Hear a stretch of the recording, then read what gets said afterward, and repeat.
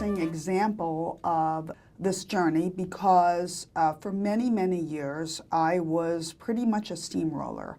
And people use a lot of that language when they talk about me. They'll start out by saying, well, she's really intense. But then they'll go on to say, don't get in her way, she's going to mow you down. Don't go against her, don't bet against her. And they use this sort of visceral language. And you picture this giant armored tank coming and then just flattening you and then maybe backing up once before it goes on again. And that's because I am a very driven person. And sometimes that can be misunderstood. People can think you're compulsive, you're obsessed, you're unbalanced, when they may not realize that your drive is focused on the highest standard. That what you're basically saying is I have a vision for the highest standard and I can compromise on a lot of things, even for myself, but that standard is not negotiable. But when you're younger, you don't really know how to properly articulate that.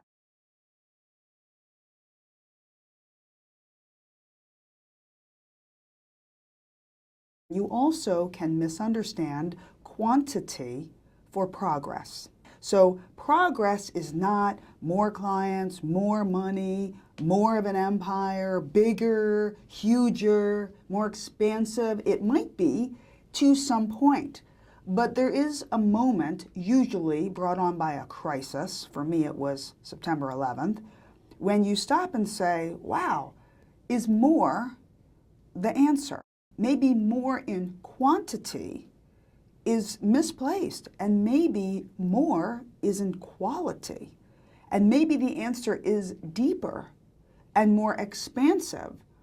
And in order to be able to accomplish a goal of quality, and this is very painful when you're a steamroller, the first step is you must stop the tank because you will not get quality until you stop working on quantity.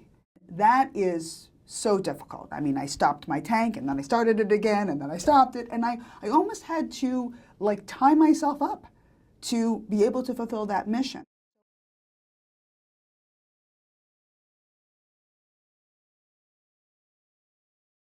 I just kept asking myself, how could I seek deeper relationships, more meaningful relationships? How could I make my life matter? How could I help other people to make their life matter? And then as a result, I had to keep changing my habits, which meant talking slower, listening more, hearing what wasn't said, being willing to accept another's point of view instead of continually trying to persuade. You have to see it my way.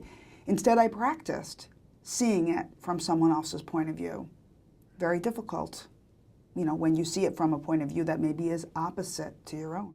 That's the journey that I've been on, and it's significantly more gratifying. And I wish I'd caught on sooner, but such is life.